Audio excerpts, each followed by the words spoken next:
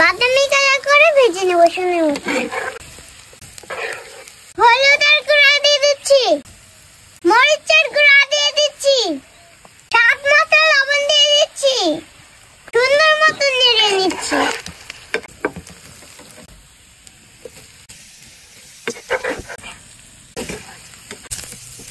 চিংড়ি মাছ ভাজা শেষ, তো এখন আমি তুলে নিচ্ছি।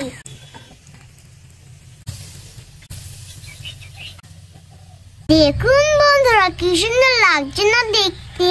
তো কেমন লাগলো আমার চিংড়ি মাছের রেসিপি অবশ্যই কমেন্ট করে জানাবে। তো আজকের মতো আসছি, সবাই ভালো থাকবেন, সুস্থ থাকবেন। আল্লাহ হাফেজ, টাটা।